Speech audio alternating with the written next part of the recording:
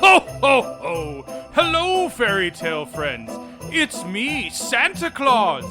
I heard that you've all been very good this year, so I asked my friends Tara and Ryan to record a very special episode just for you. So grab your hot cocoa and cozy up by the fire. It's time for Tara and Ryan's Princess Diaries. Ho, ho, ho, ho, ho! Merry Christmas, fairy tale friends. Come in and know me better, man.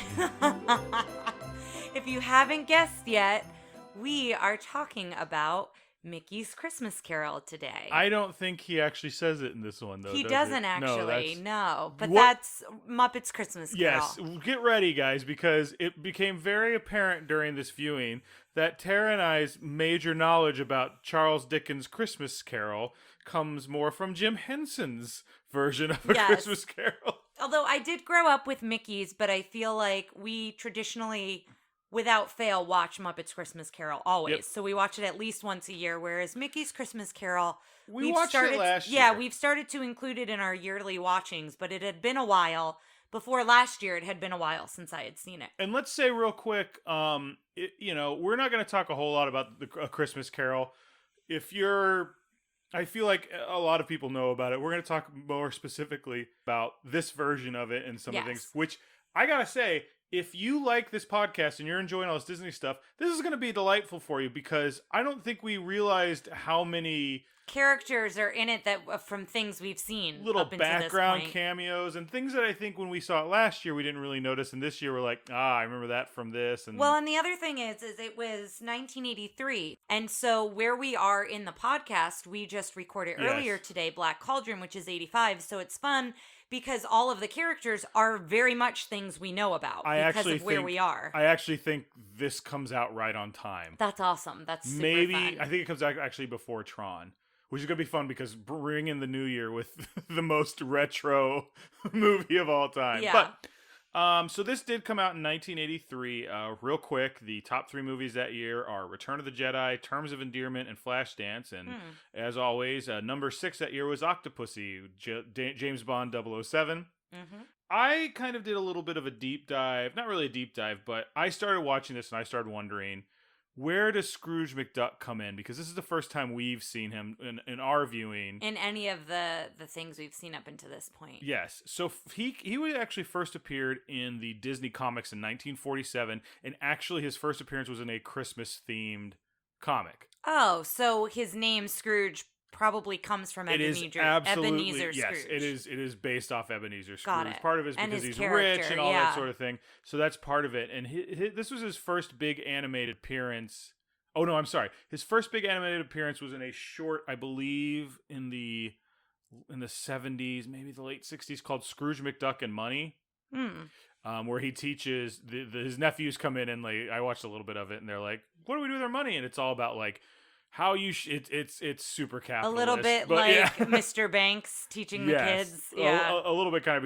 He's already swimming in his money bin. They've got it all down there. And we'll see him again. We're doing the DuckTales movie and hopefully some Disney afternoon stuff. So we'll be hearing from Uncle Scrooge again later. Yeah, so I just wondered where he came from. Mm-hmm. This was actually a new person to do his voice. And the funny story about that was, this 1983 version was based off a 1975? Yes, a 1975 LP vinyl that they made of this story. And it was actually written by, I believe his name is Alan Young, is the one doing the voice of Scrooge. So they did this. He helped write it. And then they started casting for it in 1983. And he started looking it up. And then he was teaching his writing partner how to do a Scottish accent. Mm-hmm. Because he tried to get rid of it. He grew up in Scotland. He's been getting rid of it since he came to America. And he looked at the lines and said, "I wrote this." And then called them up and was like, "I'd like to audition for this." And then did a Scottish accent and got the role and did it for a while. Oh, cool. Okay, so I thought it was going to be a story where he got snubbed. So I'm glad that if you used him. If you watched it, the voice of Ebenezer Scrooge is also of Scrooge McDuck is also in the writing credits. Oh, cool. So it's cool. I will tell you one more thing that you're going to be really excited about. So in the 1975 LP, they had different characters for the Ghost of Christmas Past and the Ghost of Christmas Future. Can you guess who the Ghost of Christmas Past was? Give me a hint. Walt Disney's nose? Pinocchio? Merlin. Oh. Merlin. Oh, yeah, that makes sense. So Merlin was the Ghost of Christmas Past, and the Ghost of Christmas Future was villain number 1. Maleficent. No, Cruella. No. The Evil Queen. The Evil Queen. I'm really off my game today. So I thought that was kind of cool. That's great. That's neat. I got another couple little things. This came out, its theatrical release was as part of the 1983 reissue of The Rescuers. So... Well, great. I know I got a few other things in here too, but I just this was delightful, and I think I want to talk about who we see in the film and as well as who plays each iconic character. But what I will say is I think this is a great introduction, and I know it was my introduction to the Christmas Carol. I know as a child, this is probably one of the first versions of A Christmas Carol I saw, and because it's short, maybe it's 30 minutes. If that, 25? It's got to be, yeah. Somewhere in there. I guess we could look it up. But it's relatively short, so I think even kids of younger ages could watch it. What I will say is there is kind of a scary part that we'll talk a little bit about. The Ghost of Christmas Future is always scary. Yeah, and that scene is always very dark. And for Scrooge, he kind of falls into his grave, and it's lots of flames. And it's clearly... Yeah. Like he's clearly going to not heaven. Yeah, and so I think, as Ryan mentioned, no matter what version of this you see, usually the Ghost of Christmas Future, that's the point, is to kind of scare Scrooge into this is what your life could turn out to look like if you don't change your ways. But I will say, I saw it at a young age and remembered really enjoying it. And I think it's a great way to introduce Charles Dickens and the Christmas Carol to children. And so to talk about the main characters, Bob Cratchit is played by Mickey Mouse. And that's how it kind of opens a really fun way. It's Mickey's big face wearing a top hat, which I thought was so fun. Well, it's and then the opening credits open up with a song. It's that, like, do you remember when they do cartoons, and we probably saw some when we did the Halloween bunch of cartoons? That's how they, like, if it's a Donald Duck cartoon, it'd be Donald Duck's face. Yes, yeah. So it's Mickey's face. And then the opening song, I did write the song down because it's the only song used in the film. It's Oh, What a Merry Christmas Day. And I believe it's reprised at the end. But so we've got Mickey Mouse as Bob Cratchit. We have Scrooge McDuck as Ebenezer Scrooge. Fred, the nephew, is played by Donald Duck. We don't know their names. We called them Beaker and Bunsen. And Bunsen from Muppets Christmas Carol, but the two who are collecting for the poor, I'm sure they have names. Yes. We, off the top of our heads, don't know them, but they're played by Rat and Mole from Mr. Toad. Mr. Toad has a big presence in this because I think Mr. Toad kind of takes place around the same time?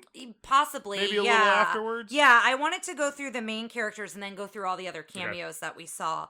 But Jacob Marley is played by Goofy, and I always remembered him as Marley. And I like that he's played clumsy. Like, I like that he's clumsy. Yeah, that's Goofy. A fun bit. I will say, I want to pop in here real quick because I want to admit this to the listeners, because when every version of, when I was a kid, of Charles Dickens, whenever they have the door knocker turn into... Or the doorknob, I think, for Muppets. I think it's the doorknob. Jacob Marley. Or maybe the door knocker, yeah. Whenever it turns into Jacob Marley, it always freaked me out. And it started here. That scene scared me when I was a kid, when he turns and he goes, Scrooge! And his eyes get big. Like, you look at it now, and it's... especially considering the Scrooge dangling over the precipice of the underworld. Mm-hmm. Like... that, for some reason, I couldn't watch it. Like, I had to, like, leave the room and come back or close my eyes. I don't know why. And it's still, even when it turns into Statler or Waldorf, one of them, and he's like, Scrooge! Like, it always freaks me out, man. I will say, too, while we're talking about Jacob Marley, I love the shadow. So I love as Scrooge is going up the steps, and you see the shadow of Goofy as Marley following him up, and I like that whole bit and how they did that. So the Ghost of Christmas Past is Jiminy Cricket, and he's got a medal that says he's the Ghost of Christmas Past. It's the medal that usually says conscience or whatever, right? Yeah, but it now says that, and you notice that they do the point of view shot of him hopping in as he did in Pinocchio. And that's what's fun about this. I hope some of you guys check this out because yeah, especially if you've you're been following us, along. Yeah, it's a lot of fun. Fezziwig, and we noticed it said Fezziwig Tea. And I never knew I've what never Fezziwig noticed did. that either. But Tara went, "Why?" You didn't say why doesn't it say Fozziewig, but you like thought I was like, "Oh, Fozzie's Fozzie." up next. Nope. No, not Fozzie. But Fezziwig was Toad, and his love interest Isabel is Daisy Duck, which kind of is a little controversial Scandalous. because usually Daisy's with Donald, but then the other character is Ghost of Christmas Present is Willie the Giant from Fun and Fancy Free. And then we've got Minnie as Mickey's wife. And then Tiny Tim and the other brother and sister, I don't know that they are characters from other things. They're just mice. They're just young mice. Yeah, they're just their children. And then the Ghost of Christmas Future is Pete. Yes. So that's all of the main characters. And now for the cameos. So things that if you're watching, be sure to look out for these. We paused it so we could get everything in, but just know that they're all here. Yeah, we're saying this is 20 minutes. It could be 10 minutes, and it just took us 20 minutes to watch 20 it minutes, we kept pausing. So when it first opens on the town with Scrooge walking, that's your first cameo, and it's the Big Bad Wolf and the three little pigs. And the Big Bad Wolf is dressed as a Salvation Army Santa, so he's ringing the bell, asking for money. And I'm not 100% sure. Like Salvation Army, probably not, but I'm not sure they did that in those ages. Like that might have just been something from in that time period. Yeah, we'd have to look it up. Listeners, if you know, let us know. Send us an email. Give us a call. Let us know. The other thing I noticed was when we go into Scrooge's business, on the wall, he's got like a needlepoint sign that says "Talk is cheap." So I just thought that was funny. I'm making sure I'm not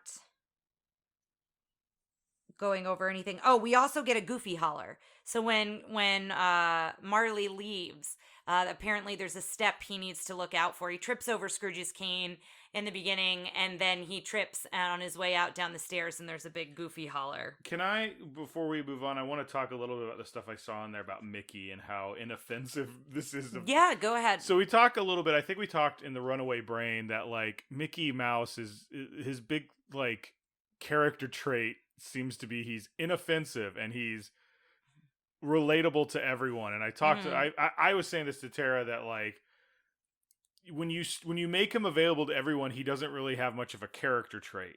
He's recognizable, but when you're trying to make him everyone's character. Yeah, I pointed out he's less of a character. He's more like the McDonald, like he's recognizable. Oh, you see the McDonald arches, like you know what they are. You see Mickey Mouse, and in some ways that's what he's supposed to be. Yeah, the outline of Mickey, everybody kind of knows that. Yeah. But this is the first thing I saw. I watched this documentary. This is the first thing I saw where they seem to be like pushing that, because in the documentary I saw they said things like, Mickey Mouse is just a nice fella who never does anybody any harm.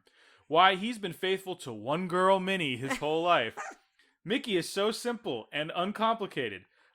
People love this uncomplicated hero, and they refer to his constant, unassuming goodwill as what made him right to play Bob Cratchit. Like, it was just so, like... very laying it on thick. Yeah, is what they wanted him to be. It was laying nothing on thick. That's the thing. Like...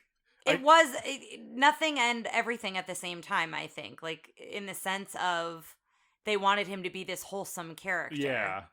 Yeah, I think so. Don't you think? Yes. I also want to talk about one more thing, because this is the last time Clarence Nash does Donald Duck. Oh, okay. And he was, like, the one guy in all the you know, talks about the people who was voicing who was, like, the constant. Mm-hmm.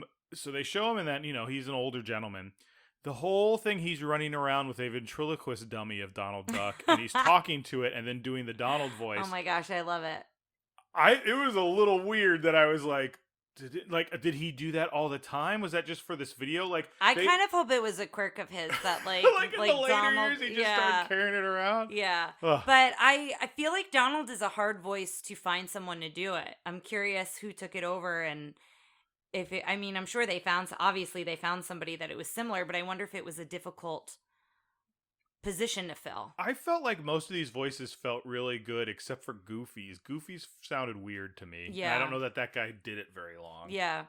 So some of the cameos we see during Fezziwig's big party, we see Lady Cluck dancing in the group, and Grandma Duck. Well, it looked. I don't know who that character is, but it looked like Donald Duck in an old woman wig. Oh, and that's think what it's that's right. Yeah. I wrote Grandma Duck and couldn't remember who it was, but yeah, I think she's a similar character in the Huey, Dewey, and Louie in the Duckiverse or whatever. Yeah, yeah. We also saw the rabbits from Robin Hood. We saw the drunk goose from the Uncle Goose from Aristocats. Yes, and we couldn't recall his name, but we saw him. Saw McBadger. We saw McBadger. We saw Sybil the cow.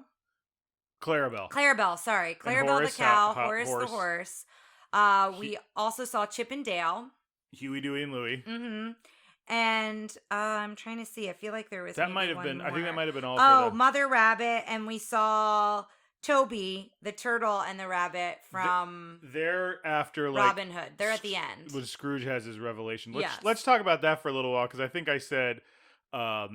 I like the way Michael Caine does it better, which I think I've seen other places where Scrooge is like competent and is like, oh, I've changed my ways, and this Scrooge is insane. He's kind of mad. Yes, he kind of goes mad. That's a very good way of putting it.